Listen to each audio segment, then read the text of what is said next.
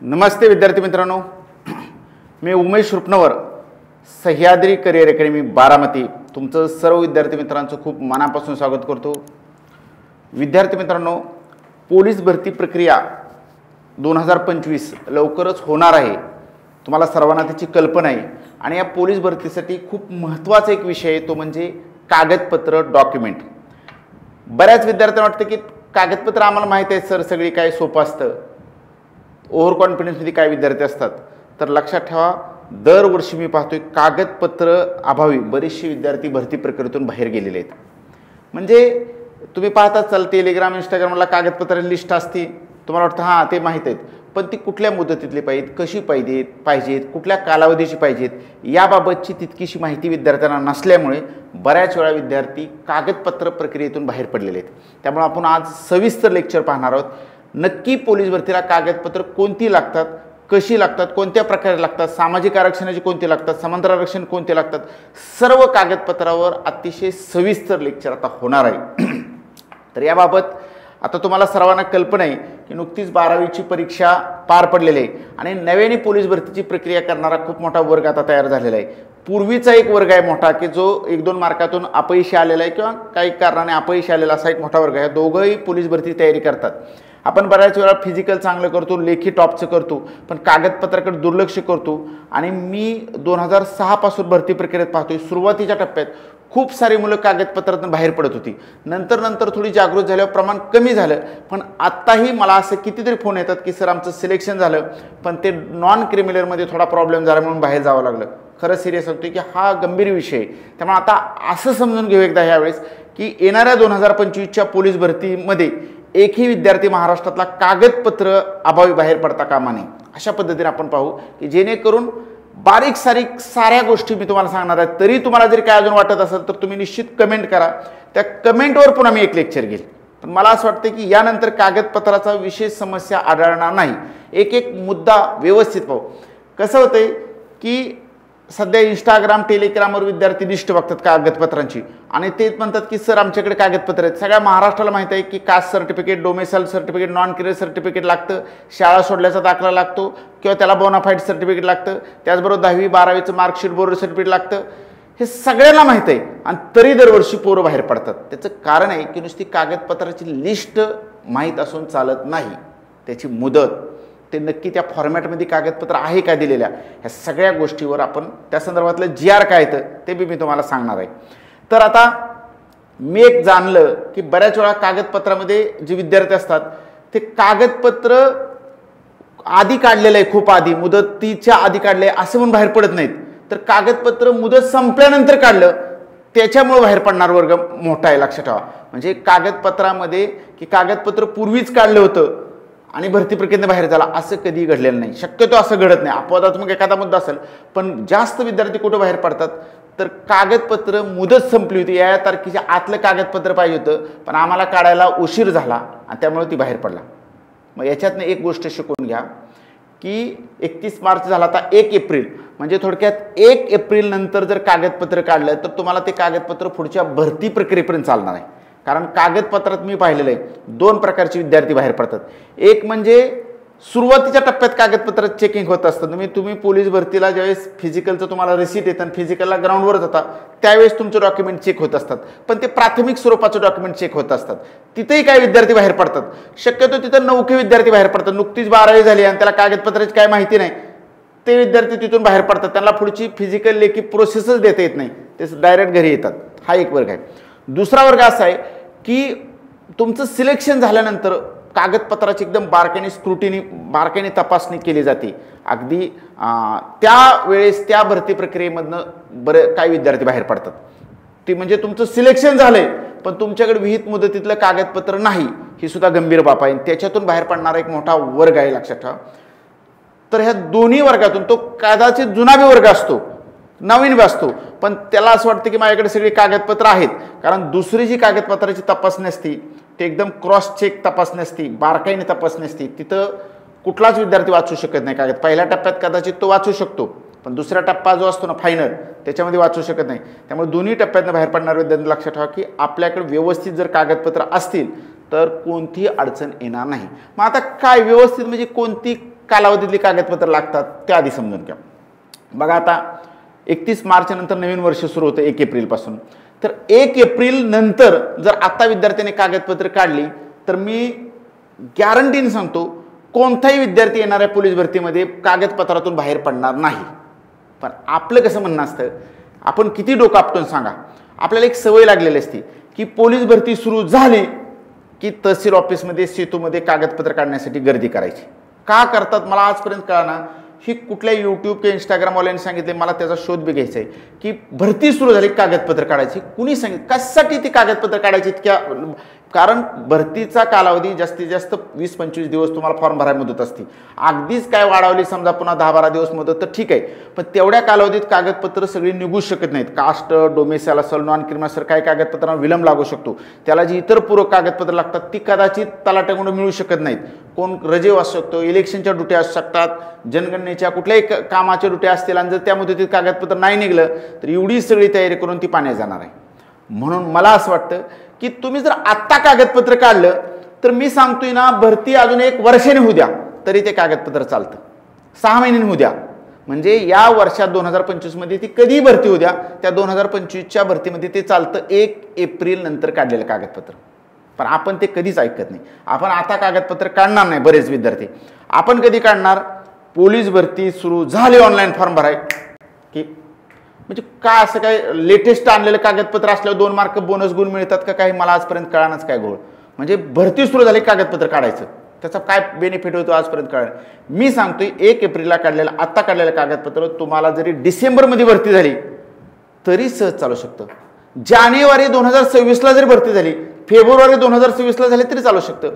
कागदपत्राबाबतचं GR सगळं मी पाहिलेलं आहे बारकाईने. अगदी नॉन क्रिमिनल सुद्धा नेहमी तिथं लिहिलेलं असतं लगतच्या वर्षाचं. म्हणजे समजा भरती 24ची आहे तर 2023-24 नॉन क्रिमिनल लागतं. हे बऱ्याच विद्यार्थ्यांना माहीत नसतं.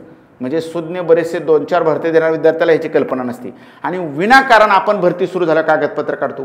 तर मला असं वाटतं की आपण ह्यावेळेस अशी चळवळ राबवू की पोलीस भरती अजून सप्टेंबरमध्ये हो, ऑक्टोबरमध्ये हो, जुलैमध्ये हो, कधी हो, त्याचा आणि कागदपत्राचा खरंच काय संबंध नसतो. तुम्ही आत्ता कागदपत्र काढा. 1 एप्रिल नंतर काढलेलं कोणतंही कागदपत्र तुमचं येणाऱ्या भरती सहज चालू शकतं. तुम्हाला भरती प्रक्रियेतून कुणीही बाहेर काढू शकत नाही.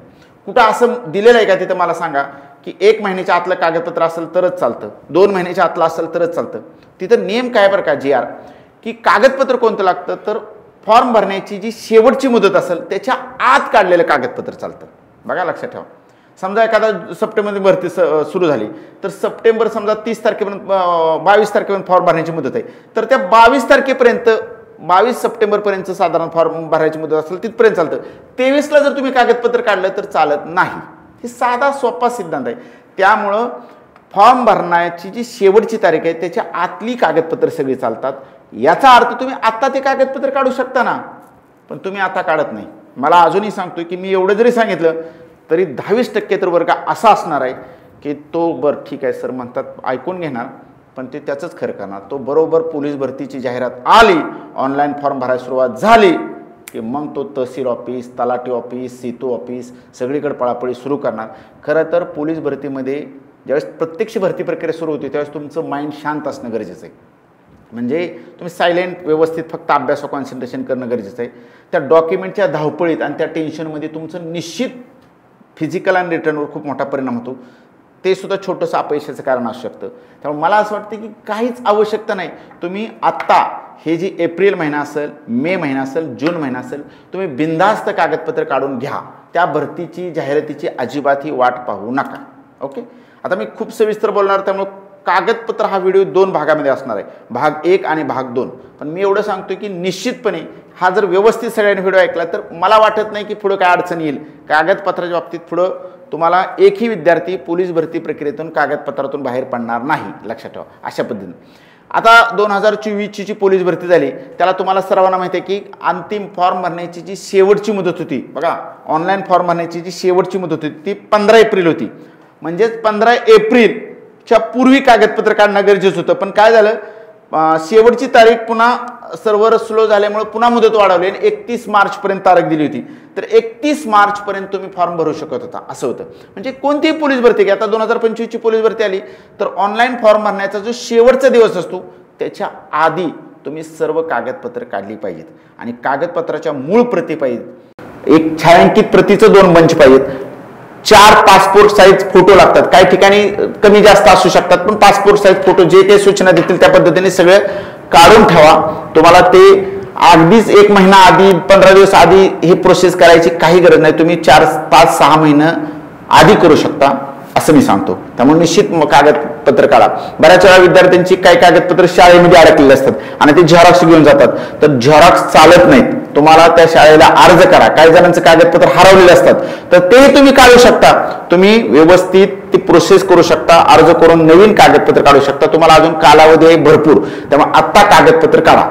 नंतर ज्यावेळेस तुम्ही कागदपत्र काढताना, कागदपत्र बऱ्याच वेळा विद्यार्थी काय करतात की आता भरती प्रक्रियेत जर त्याला वेळेत कागदपत्र निघाना तर काही वेळेस विद्यार्थ्यांकडून उगीच स्वतः तारीख टाकतात कागदपत्राची चुकीची, फॉर्म भरताना त्याचा जावक क्रमांक चुकीचा टाकतात. कागदपत्र तर तहसील ऑफिसमध्ये असतं, त्याच्या हातात आलेलं नसतं तरी ते अंदाजे क्रमांक टाकतात, फॉर्म भरतं.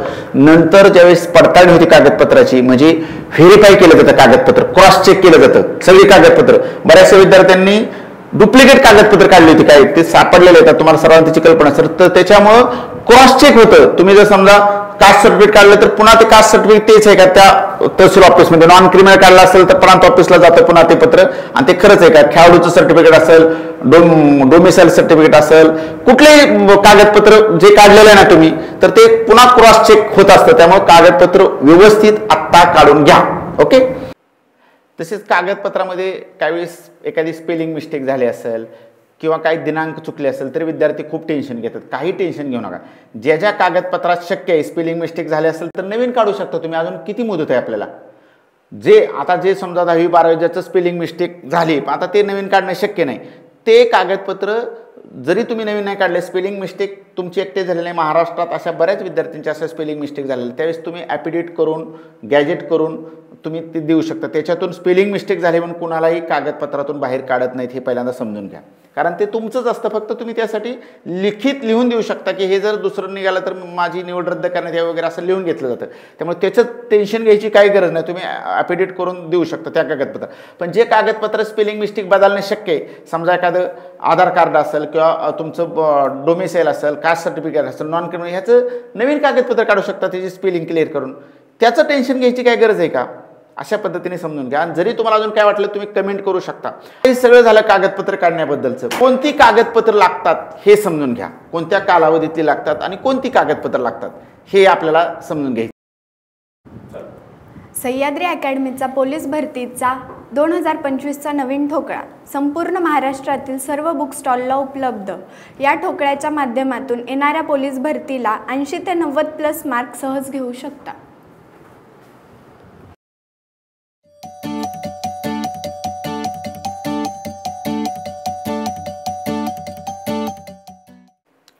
आता पोलीस भरतीला जी कागदपत्र लागणार आहेत त्याचा आपण वर्गवारी करू, म्हणजे अजून तुम्हाला सुटसुटीत पद्धतीने लक्षात येईल.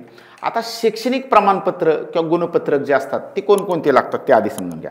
पोलीस भरती ही 12वीवर असते, त्यामुळे 12वीचं तर प्रमाणपत्र 100% लागतं. पण बऱ्याच विद्यार्थी वाटतं की 12वीचं गुणपत्रक आणि प्रमाणपत्र झालं की झालं काम. असं नाही. जर तुमच्याकडे 10वी म्हणजे SSCचं गुणपत्रक किंवा प्रमाणपत्र ज्याला बोर्ड सर्टिफिकेट म्हणतो ते जर नसेल तर पोलीस भरती प्रक्रियेतून तुम्ही पहिल्या झटक्यातच बाहेर पडणार. लक्षात घ्या. त्यामुळे 10वी SSCचं गुणपत्रक बी पाहिजे आणि प्रमाणपत्र पाहिजे. बघा लक्षात ठेवायचं, गुणपत्रक आणि प्रमाणपत्र सुद्धा पाहिजे. म्हणजे गुणपत्रक पाहिजे आणि प्रमाणपत्र म्हणजे बोर्ड सर्टिफिकेट सुद्धा पाहिजे. 10वीचं लक्षात ठेवा बरं का, 10वीचं दोन्ही महत्त्वाचं आहे. त्यानंतर 12वी किंवा HSC म्हणतो त्याचं सुद्धा गुणपत्रक पाहिजे आणि बोर्ड सर्टिफिकेट प्रमाणपत्र सुद्धा पाहिजे. पण जर समजा एखाद्या विद्यार्थ्याचं 12वीचं प्रमाणपत्र वगैरे जर अजून उपलब्ध झालं नसेल तरी भरती प्रक्रियेत तो बाहेर जाऊ शकत नाही. पण 10वीचं मात्र गुणपत्रक आणि प्रमाणपत्र 100% तो पाहिजेलच. 12वीचं सुद्धा ह्या दोन्ही उपलब्ध करण्याचा प्रयत्न करा, गुणपत्रक आणि प्रमाणपत्र. गुणपत्रक तर पाहिजेलच त्याशिवाय, कारण पोलीस भरतीचा पहिलाच क्रायटेरिया आहे तो 12वी उत्तीर्ण असावा. ओके. त्यानंतर तुमचं जर पदवी परीक्षा तुम्ही उत्तीर्ण झाला असेल ते सुद्धा तिथं नमूद करा. म्हणजे प्रथम वर्ष, द्वितीय वर्ष, तृतीय वर्ष जे वर्ष असेल त्याचं गुणपत्रक तुमच्याकडे पाहिजे. याशिवाय याच्यापेक्षा सुद्धा जर उच्च शिक्षण तुमचं झालं असेल याच्यापेक्षा तर त्याचं सुद्धा गुणपत्रक आणि प्रमाणपत्र तुमच्याकडे असणं गरजेचं आहे. त्यामुळे पहिल्या टप्प्यात तुम्ही समजून घ्या, ही जी शैक्षणिक प्रमाणपत्र गुणपत्रक असतात ते आवश्यक असतात. ह्याला कोणतेही तारखेचं बंधन नाही, या मुदतीच्या आतली पाहिजे असं काय नसतं. फक्त तुमच्याकडे फॉर्म भरताना ही सगळी सर्टिफिकेट असणं गरजेचं आहे. ओके, समजलं? ठीक आहे.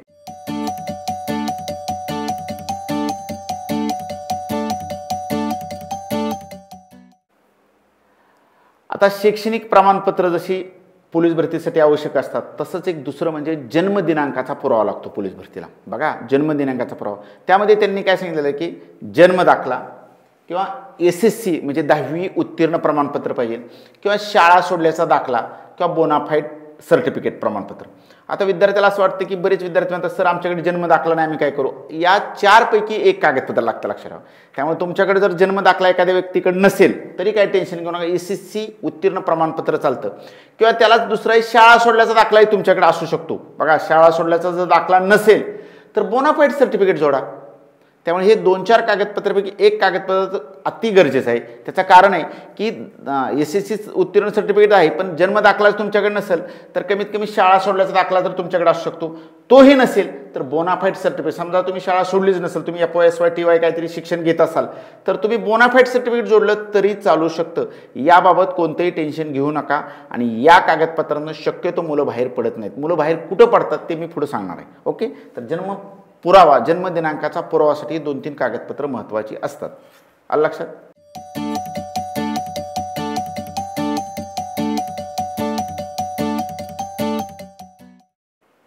त्यानंतर पुढचं महत्त्वाचं प्रमाणपत्र म्हणजे डोमेसाईल प्रमाणपत्र. डोमेसाईल त्याला म्हणतात महाराष्ट्र राज्याचे अधिवास प्रमाणपत्र सोप्या भाषेत.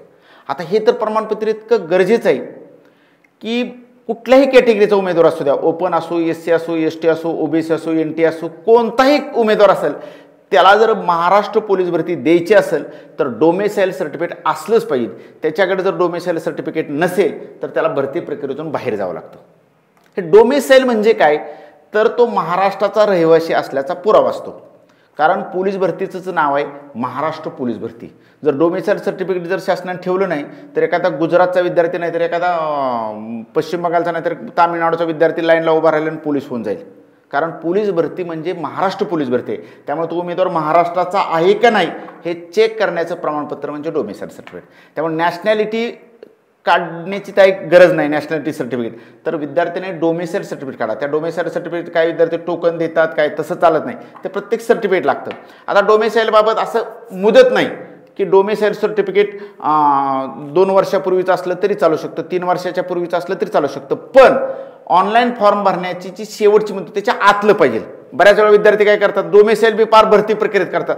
अरे बाबा, 1-2 वर्षापूर्वी जरी तो आधी डोमेसाईल काढलं तरी चालतं. नॉन क्रिमिनल बाबत मी फक्त सविस्तर बोलणार, पण डोमेसाईलची काही गरज नाही तरी विद्यार्थी प्रत्यक्ष भरती सुरू झाल्यानंतर डोमेसाईल काढतात. असली रिस्क कुणी घेऊ नका, कारण या सर्टिफिकेटला थोडं उशीर लागू शकतो. तर आत्ता इतका वेळ आहे, तुम्ही आत्ता डोमेसाईल सर्टिफिकेट काढू शकता. आता महाराष्ट्रातलं उमेदवार डोमेसाईल जसं काढतात तसं कर्नाटक हद्दीतलं महाराष्ट्र शासनाने GR काढलाय. कर्नाटक हद्दीतली 865 गावं आहेत ती, त्यांनाही महाराष्ट्र पोलीस भरती देता येते. आणि जरी त्यांचं डोमेसाईल कर्नाटकचं असलं तरी त्यांना पोलीस भरती देते. सगळ्या अख्ख्या कर्नाटकला नाही पोलीस भरती देत आहेत बरं का. शासनाने GR काढलाय ना, 865 गावं जी मराठी भाषिक आहे ती, त्या गावातलं जर विद्यार्थी असेल त्याला सुद्धा पोलीस भरती देता येते. त्याचा डोमेसाईल जरी कर्नाटकचा असलं तर तो महाराष्ट्रच्या पोलीस भरतीला सहभागी होऊ शकतो. असे 865 गावं दिलेले आहेत, हेही लक्षात ठेवा. अशा पद्धतीने हे डोमेसाईल सर्टिफिकेट प्रत्येकाने काढून घ्या. त्याला मुदतीचं बंधन नाही, पण नंतर काढलं तर अडचण येऊ शकतं. आलं लक्षात? ओके.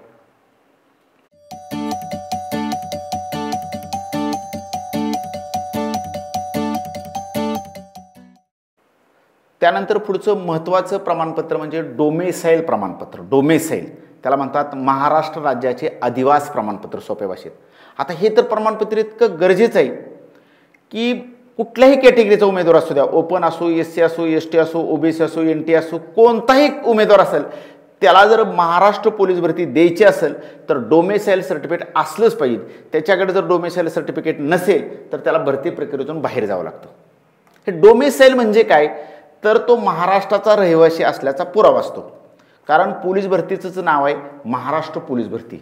जर डोमेसाईल सर्टिफिकेट जर शासनाने ठेवलं नाही तर एखादा गुजरातचा विद्यार्थी नाही तर एखादा पश्चिम बंगालचा नाही तर तामिळनाडूचा विद्यार्थी लाईनला उभा राहिला आणि पोलीस होऊन जाईल. कारण पोलीस भरती म्हणजे महाराष्ट्र पोलीस भरती आहे. त्यामुळे तो उमेदवार महाराष्ट्राचा आहे का नाही हे चेक करण्याचं प्रमाणपत्र म्हणजे डोमेसाईल सर्टिफिकेट. त्यामुळे नॅशनॅलिटी काढण्याची काही गरज नाही नॅशनॅलिटी सर्टिफिकेट. तर विद्यार्थ्याने डोमेसाईल सर्टिफिकेट काढा. त्या डोमेसाईल सर्टिफिकेट काही विद्यार्थी टोकन देतात काय तसं चालत नाही, ते प्रत्येक सर्टिफिकेट लागतं. आता डोमेसाईलबाबत असं मुदत नाही की डोमेसाईल सर्टिफिकेट 2 वर्षापूर्वीचं असलं तरी चालू शकतं, 3 वर्षाच्या पूर्वीचं असलं तरी चालू शकतं. पण ऑनलाईन फॉर्म भरण्याची जी शेवटची मुदत त्याच्या आतलं पाहिजे. बऱ्याच वेळा विद्यार्थी काय करतात, डोमेसाईल बी पार भरती प्रक्रियेत करतात. अरे बाबा 1-2 वर्षापूर्वी जरी तो आधी डोमेसाईल काढलं तरी चालतं. नॉन क्रिमिनल बाबत मी फक्त सविस्तर बोलणार, पण डोमेसाईलची काही गरज नाही तरी विद्यार्थी प्रत्यक्ष भरती सुरू झाल्यानंतर डोमेसाईल काढतात. असली रिस्क कुणी घेऊ नका, कारण ह्या सर्टिफिकेटला थोडं उशीर लागू शकतो. तर आत्ता इतका वेळ आहे, तुम्ही आत्ता डोमेसाईल सर्टिफिकेट काढू शकता. आता महाराष्ट्रातलं उमेदवार डोमेसाईल जसं काढतात तसं कर्नाटक हद्दीतलं महाराष्ट्र शासनाने एक GR काढला आहे. कर्नाटक हद्दीतली 865 गावं आहे ती, त्यांनाही महाराष्ट्र पोलीस भरती देता येते. आणि जरी त्यांचं डोमेसाईल कर्नाटकचं असलं तरी त्यांना पोलीस भरती देत आहेत. सगळ्या अख्ख्या कर्नाटकला नाही पोलीस भरती देत आहेत बरं का. शासनाने GR काढला आहे ना, 865 गावं जी मराठी भाषिक आहे ती, त्या गावातलं जर विद्यार्थी असेल त्याला सुद्धा पोलीस भरती देता येते. त्याचा डोमेसाईल जरी कर्नाटकचा असलं तर तो महाराष्ट्रच्या पोलीस भरतीला सहभागी होऊ शकतो. असे 865 गावं दिलेले आहेत, हेही लक्षात ठेवा. अशा पद्धतीने हे डोमेसाईल सर्टिफिकेट प्रत्येकाने काढून घ्या. त्याला मुदतीचं बंधन नाही, पण नंतर काढलं तर अडचण येऊ शकतं. आलं लक्षात? ओके.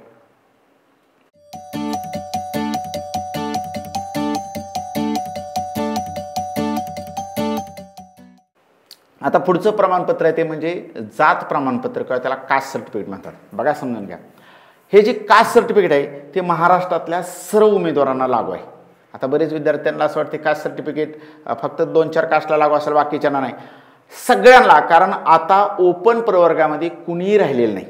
जवळजवळ सगळे वेगवेगळ्या प्रवर्गात आहेत. आता मी सहज जर विद्यार्थ्यांना म्हणलं किती जण ओपनमध्ये आहेत तरी बरेच विद्यार्थी हात वर करतात. अरे ओपन नाही तुम्ही, आता तुम्हाला प्रत्येकाला वेगवेगळी प्रवर्ग दिलेला आहे, कास्ट दिलेलं आहे. त्यामुळे कास्ट सर्टिफिकेट हे जवळजवळ सगळ्यांना लागतं. लक्षात ठेवा, ज्याचं उत्पन्न खूप जास्त आहे असा अपवादात्मक एखादा ओपनमध्ये राहू शकतो. आता ओपनमध्ये कुणीही नाही, पण अजूनही आपल्याला माहीत नाही, त्यालाच माहीत नाही आपण कशात आहे ते. त्याला वाटतं अजूनही काही विद्यार्थी मराठा कास्टचे विद्यार्थी असतील किंवा EWSचे विद्यार्थी काही जण असतील ते अजूनही स्वतःला ओपन समजतात. मलाच आश्चर्य वाटते की त्यांनाच कळालं नाही ओपन म्हणजे काय असतं. मी ह्याच्यावर खरं तर एक सविस्तर लेक्चर पुन्हा नंतर घेणार आहे, पण समजून घ्या प्रत्येकाला कास्ट सर्टिफिकेट लागणार आहे. म्हणजे SC असेल, ST असेल, त्यानंतर NTचं सगळं प्रकार असतात, VJA, NTB, NTC, NTD, SBC, OBC, ACBC आणि EWS हे सगळी कास्ट सर्टिफिकेट आहे. ती ह्या प्रत्येकाला कास्ट सर्टिफिकेट लागतं आणि ह्यांना जर जास्त मार्क पडले ते ओपनमध्ये जातात. ओपन असं काय वेगळी कास्ट नाही, लक्षात ठेवा. आलं लक्षात? त्यामुळं थोडक्यात सगळ्यांनी कास्ट सर्टिफिकेट काढून घ्यायचं. त्याला सुद्धा मुदत नाही की समजा 2 वर्षापूर्वी जरी कास्ट सर्टिफिकेट काढलं असेल तरी ते चालू शकतं, 1 वर्षापूर्वी जरी कास्ट सर्टिफिकेट काढलं असेल तरी ते चालू शकतं. याचा अर्थ काय की आता वेळ आहे, तुम्ही कास्ट सर्टिफिकेट काढून घ्या बिंदास्त. सगळीच कागदपत्र काढून घ्या, मी सांगतो. पण आपण काय करतो, फॉर्म भरले सुरू झाले की आपण कास्ट सर्टिफिकेटला गर्दी करायची. का, कशासाठी, कोणी सांगतोय तुम्हाला हेच कळणार. पोलीस भरती सुरू झाल्यानंतर कागदपत्र काढावेत हे जर कुणी लेक्चर घेतलं असेल तर सगळ्यात चुकीचं लेक्चर आहे ते. मी तर सांगितलं घेतले असं मला असं वाटतं की यूट्यूबला इंस्टाला कोणीतरी घेतलं असेल, कारण भरती सुरू झाल्यावर का विद्यार्थी गर्दी करतात हे मला आजपर्यंत कोडं कळालं नाही. आत्ता सगळा वेळ आहे ना. बरं, आता काढलेलं कागदपत्र जर चालत नसेल तर मला सांगा. कुणीच अडवू शकत नाही तुम्हाला आता काढलेलं कागदपत्र. त्यामुळे समजून घ्या, कास्ट सर्टिफिकेट म्हणजे जातीचा दाखला, बरोबर आहे. त्याचं टोकन वगैरे चालत नाही, तर पूर्ण सर्टिफिकेट चालतं, त्याचे झेरॉक्स चालत नाही. आता कास्ट सर्टिफिकेट 2-3 मुद्दे मला क्लिअर करायचे ते. खास करून SCBC विद्यार्थ्यांना, SCBC त्या SCBCच्या विद्यार्थ्यांमध्ये एक पूर्वी शासन निर्णय काढला होता, एक GR होता आणि त्याच्यामध्ये बदल करून एक नवीन GR काढलेला आहे. तर तो जो नवीन GR आहे म्हणजे 28/6/2024ला एक शासनाने GR काढलेला आहे. त्या GR नुसारच कास्ट सर्टिफिकेट SCBCच्या विद्यार्थ्यांनी काढायचं. त्याचं कारण असं आहे की त्याच्यामध्ये 2 परिशिष्ट घेतलेले, परिशिष्ट अ आणि परिशिष्ट ब. तर त्यांनी काय केलेलं आहे, परिशिष्ट अ मध्ये कास्ट सर्टिफिकेट घेतलेलं आहे आणि नवीन दुसरं परिशिष्ट ब मध्ये नॉन क्रिमिनल सर्टिफिकेट घेतलेलं. अशी 2 स्वतंत्र परिशिष्ट आहे ती. ते सर्टिफिकेट SCBCच्या विद्यार्थ्यांनी काढा. कारण पूर्वीचा 15 मार्च 2024चा जो GR होता त्या GR मध्ये काय केलं, परिशिष्ट अ केलं, त्यातच पार्ट A आणि पार्ट A आणि पार्ट B केलं. म्हणजे एकाच पानावर कास्ट सर्टिफिकेट आणि नॉन क्रिमिनल होतं. पण आता स्वतंत्र कास्ट सर्टिफिकेट एक वेगळं पान आहे आणि नॉन क्रिमिनल वेगळं पान आहे. तुम्ही म्हणणार सर आता किती टेन्शन आलं, हे कुठलं GR कुठला सांगायचा आणि कुठला दाखवायचा. ते सगळं तहसील ऑफिसला त्याचं पत्र गेलेलं असतं. तुम्हाला जे निघणार आहे ते नवीन GR नुसारच निघणार. त्याचं टेन्शन घेऊ नका. फक्त लक्षात ठेवा की स्वतंत्र परिशिष्ट अ मध्ये कास्ट सर्टिफिकेट असतं आणि स्वतंत्र परिशिष्ट ब मध्ये नॉन क्रिमिनल सर्टिफिकेट असतं. तुम्ही लई टेन्शन घ्यायची गरज नाही. तुम्हाला नव्याच ह्याच्यात दिलं जाणार. फक्त एकदा खातरजमा करून घ्या, यस नवीन ह्याचं आहे. अशा पद्धतीने SCBCच्या विद्यार्थ्यांना खास करून प्रकार ते आहे. त्यानंतर EWSच्या विद्यार्थ्यांनी एक लक्षात ठेवा, EWS 103वी घटना दुरुस्ती झाली. तुम्हाला सर्वांना माहिती आहे 8 लाखापेक्षा ज्याचं कमी उत्पन्न आहे त्याला EWS सर्टिफिकेट निघतं. 1967 पूर्वीचा पुरावा लागतो, महाराष्ट्राचा रहिवासी असणारा. तो एक महत्त्वाचा भाग आहे आणि त्यानुसार EWS सर्टिफिकेट काढायचं असतं. EWS सर्टिफिकेटला नॉन क्रिमिनल लागत नाही. बरेच विद्यार्थी फोन करतात, सर EWS सर्टिफिकेट आहे आमचं नॉन क्रिमिनल. EWS म्हणजेच एक प्रकारचं नॉन क्रिमिनल आहे. म्हणजे इकॉनॉमिकली विकर सेक्शन म्हणजे EWS म्हणजे थोडक्यात त्याचं उत्पन्न कमी आहे तो EWS. म्हणजे याचा अर्थ तो नॉन क्रिमिनल गटात मोडतो. त्यामुळे त्याचं डबल टेन्शन घेऊ नका. कारण नवीन नॉन क्रिमिनल तर ते देऊ शकत नाहीत ना. त्यामुळे हे लक्षात ठेवा. कास्ट सर्टिफिकेटमध्ये खास करून SCBC आणि EWS विद्यार्थ्यांनी व्यवस्थित काळजी घेऊन कास्ट सर्टिफिकेट काढा. ओके, ठीक आहे. त्यानंतर आपण पाहू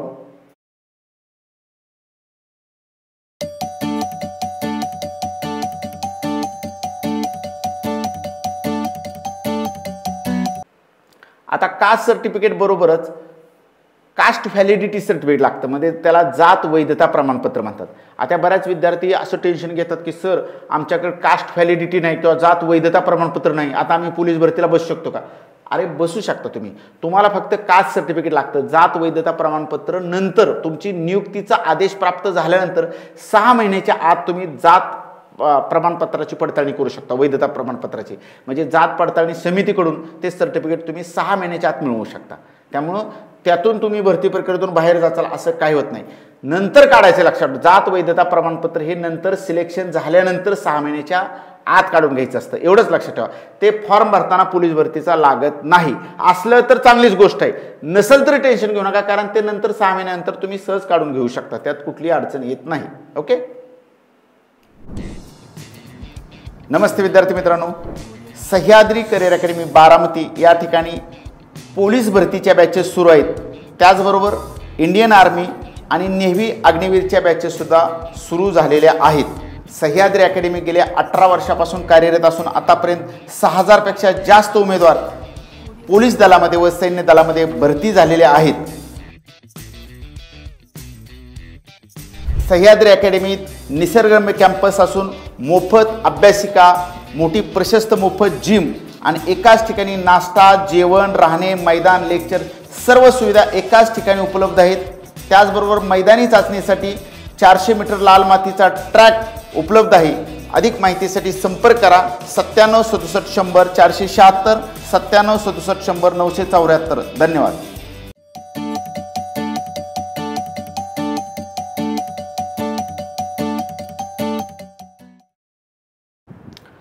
आता पुढचं महत्त्वाचं कागदपत्र आहे ते म्हणजे नॉन क्रिमिलियर सर्टिफिकेट.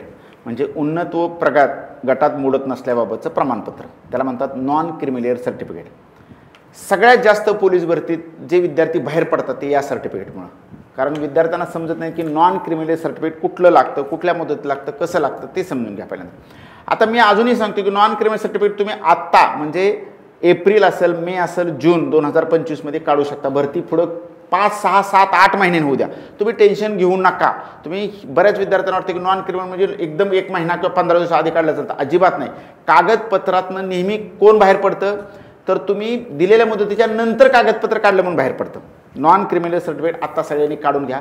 आता हे नॉन क्रिमिनल सर्टिफिकेट आहे ना, सोप्या भाषेत काय आहे, गरीब विद्यार्थी पाहिजे. पोलीस भरतीला जर एखादा विद्यार्थी श्रीमंत असेल, 15-20 लाख रुपये त्याचं उत्पन्न आहे, तर त्याला थोडक्यात आरक्षण भेटत नाही.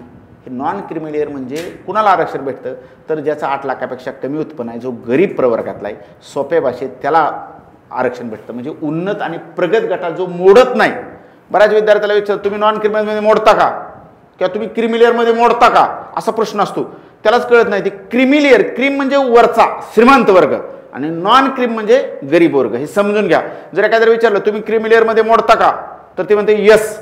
तुम्ही क्रीमी लेअरमध्ये मोडता याचा अर्थ तुम्हाला आरक्षणाची गरज नाही, तुम्ही श्रीमंत आहे असा त्याचा अर्थ होतो. जर त्यांनी प्रश्न विचारला तुम्ही नॉन क्रीमी लेअरमध्ये मोडता का, तुम्ही यस म्हणणं ते बरोबर आहे. आलं लक्षात. नॉन क्रीमी लेअर म्हणजे गरीब आणि थोडक्यात 8 लाखापेक्षा कमी उत्पन्न असणाऱ्या गरिबांना हे आरक्षण आहे. आलं लक्षात. प्रत्येक सर्टिफिकेट का आहे हे बी समजून घेता आलं पाहिजे. आता नॉन क्रिमिनल कुणाला लागत नाही, ॲक्च्युली सगळ्यांना लागायला पाहिजे, पण शासनाचं परिपत्रक आहे, GR आहे, नियम आहे, त्यानुसार त्यांनी सांगितले की SC बघा, SC ST EWS आणि ओपन या प्रवर्गाला नॉन क्रिमिनलची गरज नाही. म्हणजे शेड्युल्ड कास्ट बरोबर आहे, अनुसूचित जाती, शेड्युल्ड ट्राईब अनुसूचित जमाती, EWS इकॉनॉमिकली विकर सेक्शन म्हणजे गरीब वर्ग आणि ओपन प्रवर्ग या 4 प्रवर्गाला नॉन क्रिमिनल काढायची गरज नाही. त्यांनी नॉन क्रिमिनल काढायची नाही. म्हणजे पुरुष असेल नाहीतर महिला असेल त्यांनी नॉन क्रिमिनल काढायची गरज नाही. आता इथं 2-3 गोष्टी स्पष्ट करतो. बऱ्याच काही महिलांचं लग्न झालेलं असतं आणि मग त्यांचं सर्टिफिकेट काढताना त्यांना टेन्शन येतं की कुठलं काढायचं मी. तर जे कास्ट सर्टिफिकेट असतं ना, कास्ट सर्टिफिकेट, ते त्या महिलांनी वडिलांचं जे कास्ट असते त्याच नावात सर्टिफिकेट काढणं गरजेचं आहे. कारण जरी मिस्टरांचे बऱ्याच वेळा आंतरधर्मीय आंतरजातीय विवाह होतात, त्यामुळं मुलींना असं वाटतं की आता लग्न झालेली कास्ट वेगळी असेल समजा आणि पूर्वीची कास्ट जर वेगळी असेल वडिलाकडली, तर वडिलाचीच कास्ट सर्टिफिकेट त्यांची व्हॅलिड धरली जाते, लक्षात ठेवा. त्यामुळे वडिलांची जी कास्ट सर्टिफिकेट आहे त्यानुसारच त्यांनी फॉर्म भरावा. म्हणजे जर इंटरकास्ट मॅरेज असेल तर ते लक्षात ठेवा. आणि मग नॉन क्रिमिनल सर्टिफिकेट मिस्टरांच्या बाजूचंच काढणं योग्य आहे. वडिलांचं काढायचं असलं तरी काढा, पण मिस्टरांचं काढा. कारण तुम्ही आता सध्या कुठं मिस्टरांकडे असताना, त्यामुळे तिथलं उत्पन्न महत्त्वाचं आहे. त्यामुळे दोन्ही जरी काढली तरी चालतील, पण ते सर्टिफिकेट महत्त्वाचं आहे. आता इथं काय झालं की SC पुरुष असेल किंवा महिला असेल त्यांना नॉन क्रिमिनल दोघांनाही लागत नाही. ST पुरुष असेल किंवा महिला असेल दोघांना लागत नाही. EWS पुरुष असेल किंवा दोघांना लागत नाही. आता ओपनमध्ये काय होतं की पूर्वी ओपनच्या महिलांना नॉन क्रिमिनल लागत होतं. ओपनमध्ये जर महिलेने फॉर्म भरला तर त्या महिलेला नॉन क्रिमिनल लागत होतं. पण शासनाने पुन्हा एक GR काढलेला आहे आणि त्या GRमध्ये असं सांगितलं की ओपनमध्ये जरी महिला असेल तरी नॉन क्रिमिनलची गरज नाही. त्यांना महिला या प्रवर्गातून फॉर्म भरला पाहिजे फक्त. बऱ्याच वेळा मुलींनी फॉर्म भरताना तुम्ही महिला प्रवर्गाचं आरक्षण घेऊ इच्छिता का, पुढे मी सांगणार आहे डिटेल, तर तिथं येस केलं तर फायदा नाही, तर नो केलं तर तुम्हाला आरक्षण भेटत नाही. ते पुढे महिला आरक्षणाबाबतीत ते पुढे बोलणार आहे समांतर आरक्षण. तर इथं बऱ्याच मुलींमध्ये एक गैरसमज आहे की 30% आरक्षण सर्टिफिकेट लागतं, 30% आरक्षण सर्टिफिकेट लागतं. बऱ्याच मुली म्हणतात, ते जुना काळ होता. आता नवीन मुलींना वाटतं की 30% आरक्षणाचं सर आम्हाला सर्टिफिकेट पाहिजे. तर महिलांना जे 30% आरक्षण दिलेलं आहे त्याचं सर्टिफिकेट असं वेगळं काहीच नसतं, त्याला नॉन क्रिमिनल असतं. म्हणजे काय तर बघा, फिजा एक सेकंद बघा, फिजे NTB NTC बघा, NTD SBC OBC आणि SCBC या प्रवर्गातलं पुरुष आणि महिला दोघांनाही नॉन क्रिमिनल काढायचं असतं. बघा, फिजा असेल, NTB असेल, NTC असेल, NTD असेल, SBC असेल, स्पेशल बॅकवर्ड क्लास विशेष मागास प्रवर्ग, OBC इतर मागास प्रवर्ग आणि SCBC या प्रवर्गातल्या पुरुष आणि महिलांनी नॉन क्रिमिनल काढायचं. या प्रवर्गातल्या महिलांनी नॉन क्रिमिनल काढलं याचा अर्थ त्यांना 30% आरक्षण त्यांना मिळतं. 30% आरक्षणाचं वेगळं सर्टिफिकेट कुठेही जगात अस्तित्वात नाही, आपण तयार केलेलं आहे मनाने. पूर्वी होतं, पूर्वी ओपनच्या महिलांना 30% आरक्षण नॉन क्रिमिनल काढायला लागायचं, ते होतं, पण आता नाही. त्यामुळं आता जे तुम्ही म्हणता ना 30% आरक्षणाचं सर आम्हाला सर्टिफिकेट काढायचं, त्याचा अर्थ तुम्ही नॉन क्रिमिनल काढणं म्हणजे तुम्हाला 30% आरक्षण मिळतं. जर तुम्ही इथं जर नॉन क्रिमिनल काढलं नाही तर मग तुम्हाला ते आरक्षण भेटत नाही. कारण या प्रवर्गातलं जो गरिबांना ते आरक्षण असतं, थोडक्यात पुरुष असेल नाही तर महिला असेल. इथं पुरुष आणि महिला दोघांनी नॉन क्रिमिनल सर्टिफिकेट या प्रवर्गाच्या काढायचं हे लक्षात ठेवा. आणि ते कधी काढायचं तर ऑनलाईन फॉर्म भरण्याची जी शेवटची मुदत आहे, मुदत जरी वाढ दिली, पुन्हा काय सर्व्हर स्लो होतं आणि 10-15 दिवसाची मुदत वाढ दिली जाते, मुदत वाढ दिल्यानंतर जी शेवटची तारीख असते त्याच्या आत हे सर्टिफिकेट काढलं पाहिजे. पण एवढी रिस्क घ्यायची काहीच गरज नाही. तुम्ही काय इतकी रिस्क घेता आजपर्यंत मला कळालं नाही की फॉर्म भरायच्या शेवटच्या मुदतीपर्यंत तुमची धावपळ चालू असते. कशासाठी? मी आजही सांगतो, नॉन क्रिमिनल तुम्ही आत्ता काढा, येणाऱ्या पोलीस भरतीला तुम्हाला ते सहज चालणार आहे, कुठलीच अडचण येणार नाही. मी ते सगळं माझ्याकडे GR तुम्हाला दाखवेल किंवा त्याच्यावर एखादं लेक्चर घेईल. त्यामुळे तुम्ही उगीच कुणीतरी सांगतं भरतीच्या काळात काढायचं असं काही करू नका. ओके, जर असं काळजी घेतली तर मी गॅरंटी देतो की येणाऱ्या पोलीस भरतीमध्ये एकही विद्यार्थी कागदपत्रातून बाहेर पडणार नाही. साधं गणित, आता 2024ची भरती होती तर 2024ला जे ऑनलाईन फॉर्म भरण्याची प्रक्रिया होती ना, तर नॉन क्रिमिनल कुठलं लागत होतं 2023-24चं. बऱ्याच विद्यार्थ्याला कळत नाही की सर 23-24 म्हणजे कोणतं कागद. त्यापेक्षा साधं सोपं, तुम्हाला जर समजत नसेल तर एकच लक्षात ठेवा, पुढं भरती 6 महिन्यांनी होणार आहे. कधी होणार, त्याच्या आत कागदपत्र काढा. थोडक्यात 1 एप्रिलला नवीन वर्ष चालू होतं, 1 एप्रिलला काढलेलं कागदपत्र तेवढं ते वर्ष पूर्ण चालतं. त्यामुळे आत्ता कागदपत्र काढून घ्या. ओके, जास्त किचकटपणा करू नका. लगतच्या वर्षातलं नॉन क्रिमिनल पाहिजे तुम्हाला, पुन्हा काढणार नाही. लगतचं वर्ष म्हणजे कोणतं, त्यापेक्षा बाकीचं नियमच डोक्यात काढून टाका. साधं सोपं 1 एप्रिलला कागदपत्र नॉन क्रिमिनल काढलं की तुम्हाला ते पूर्ण ते वर्ष भरती जोपर्यंत आहे तोपर्यंत पुढचं 31 मार्च येईपर्यंत ते चालतं. ओके, त्यामुळे आता सगळ्यांनी कागदपत्र काढून घ्या.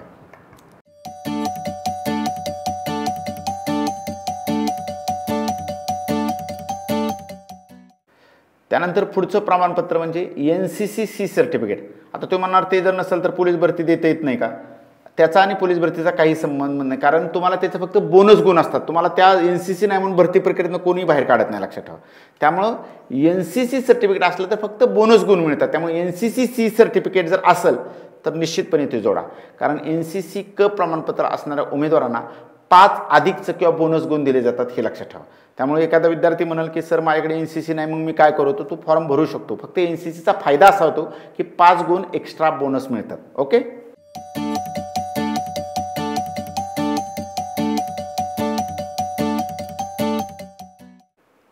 आता पोलीस भरतीसाठी एक ओळखपत्र विद्यार्थ्याकडे असणं गरजेचं आहे, कारण ओळखपत्र कंपल्सरी पाहिजे. पण कोणतं, एक 5-6 ओळखपत्र आहेत, त्यातलं एक पाहिजे. म्हणजे कोणतं, तर आधार कार्ड, ते अपडेट केलं असलं पाहिजे. किंवा निवडणूक ओळखपत्र, त्याला मतदान कार्ड, वोटिंग कार्ड म्हणतात, ते असलं पाहिजे. किंवा म्हणतोय मी वाहन परवाना, लायसन्स जर असेल तरी चालू शकतं. किंवा पासपोर्ट किंवा पॅन कार्ड असेल तरी चालू शकतं. किंवा राष्ट्रीयकृत बँकेचं जे पासबुक असतं फोटोचं, ते असलं तरी चालू शकतं. या 4-5 पैकी एक ओळखपत्र तुमच्याकडे असलं पाहिजे. आधार कार्ड किंवा निवडणूक ओळखपत्र, त्याला वोटिंग कार्ड म्हणतात. याच्यापैकी लायसन असेल किंवा पासपोर्ट पॅन कार्ड असेल किंवा राष्ट्रीयकृत बँकेचं जे पासबुक असतं फोटोचं, त्याच्यापैकी एक ओळखपत्र असलं पाहिजे. शक्यतो आधार कार्ड तुम्ही ठेवा असं मला वाटतं, आणि सगळ्यांकडे ते कार्ड आहे, फक्त अपडेट करून घ्या ते. ओके,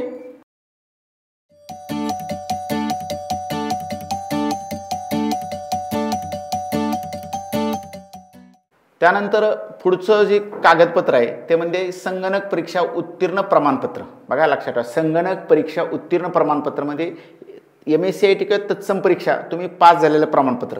आता विद्यार्थी म्हणतील की ते नसेल तर आम्ही फॉर्म भरू शकतो का? तुम्ही बिंदास्त फॉर्म भरू शकता. ही जी प्रमाणपत्र आहे संगणक परीक्षा उत्तीर्ण प्रमाणपत्र, हे नंतर तुम्ही पोलीस झाल्यानंतर 2 वर्षाच्या आत सादर करायचं होतं. म्हणजे संगणक हाताळणीबाबतचं जे प्रमाणपत्र आहे ते प्रमाणपत्र तुमचं सिलेक्शन झाल्यानंतर 2 वर्षाच्या आतमध्ये तुम्ही ते प्रमाणपत्र मिळवायचं असतं. जर ते प्रमाणपत्र मिळालं नाही तर मात्र तुमची निवड रद्द ठरवून तुमची सेवा समाप्त केली जाऊ शकते. त्यामुळं संगणक परीक्षा उत्तीर्ण प्रमाणपत्र म्हणजे MSCIT किंवा तत्सम परीक्षेचे जे प्रमाणपत्र असतं ते तुम्ही आत्ता असेल तर खूप चांगली गोष्ट आहे.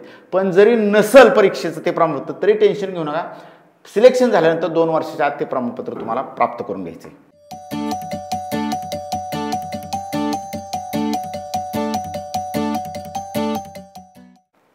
आता त्यानंतरचं जे प्रमाणपत्र आहे ते म्हणजे LMV लायसन.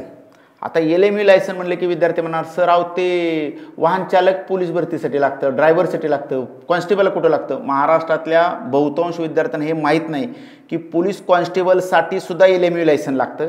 आणि जे पुढं आपण पाहणार आहे वाहन चालक पदाचे कागदपत्र पुढं आता पाहणार आहे त्याला सुद्धा लागतं. फक्त फरक एवढा आहे की चालक पदाला फॉर्म भरतानाच लागतं आणि कॉन्स्टेबल पदाला फॉर्म भरताना लागत नाही. तुम्ही फॉर्म भरू शकता, तुमच्याकडे जरी LMV लायसन नसेल तरी पोलीस भरती तुम्ही फॉर्म भरू शकता. पण ज्यावेळेस तुमचं सिलेक्शन होतं, नियुक्ती होती, नियुक्ती झाल्यानंतर 2 वर्षाच्या आत ते LMV लायसन तुम्हाला काढणं गरजेचं आहे. आणि ते जर नाही काढलं तर तुमची सेवा समाप्त केली जाते, तुमची निवड रद्द केली जाते आणि तुमची सेवा समाप्त केली जाते. ते LMV लायसन तुम्हाला काढायला लागतं. लाईट मोटर व्हेकल हे लायसन पाहिजे. पोलिसाला जर गाडी चालवता येत नसेल तर काय उपयोग आहे.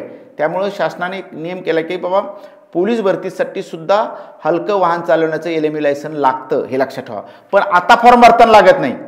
ड्रायव्हरला आता फॉर्म भरताना लागतं चालक पदासाठी, पण पोलीस कॉन्स्टेबलसाठी तुम्ही आता फॉर्म भरा, पण 2 वर्षाच्या आत ते प्रमाणपत्र प्राप्त करून घ्या. ही माहिती असली पाहिजे तुम्हाला. ओके, ठीक आहे.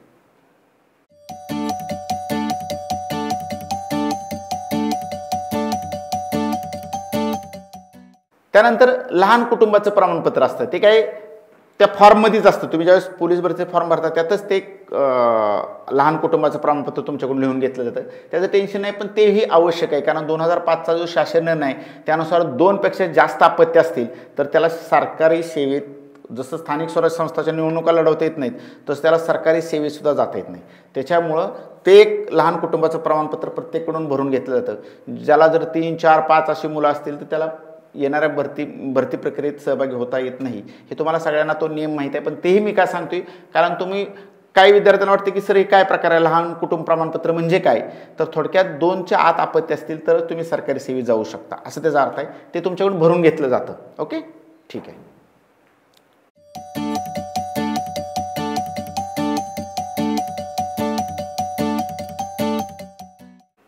त्यानंतर पुढचं प्रमाणपत्र ना हरकत प्रमाणपत्र.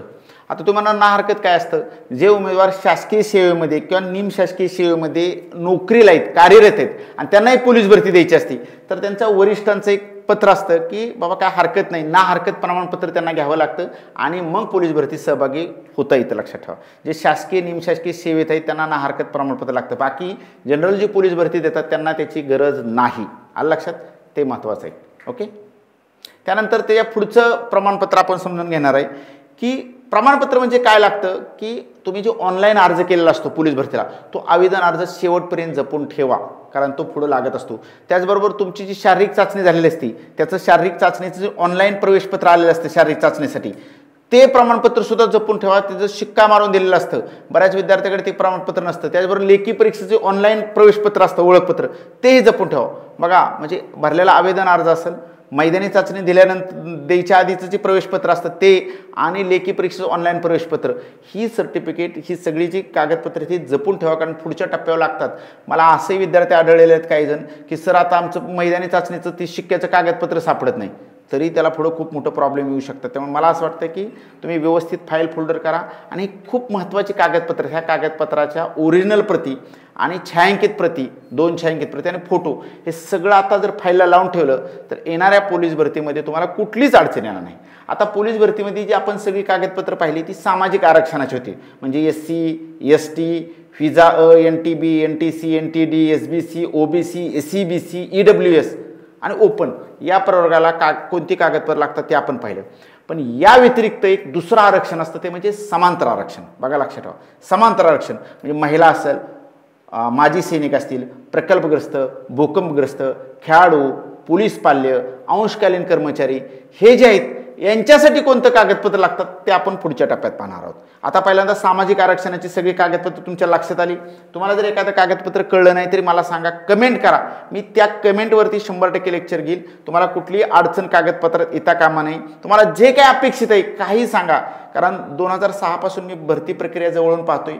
कागदपत्र हा इतकी किरकोळ गोष्ट असताना का विद्यार्थी त्या प्रक्रियेतनं बाहेर पडतात, आणि ते त्यांचं रडणं पाहिले मी जवळनं की त्यांचं किती मोठं, त्यांना नंतर खूप पश्चाताप होतो की अरे मी वेळेत आहोत. म्हणून आता इथून पुढं आपण एक असं स्ट्रॅटेजी आखू की येणाऱ्या पोलीस भरतीत एकही विद्यार्थी, 2025च्या पोलीस भरतीत एकही विद्यार्थी कागदपत्रातून बाहेर पडता कामा नये.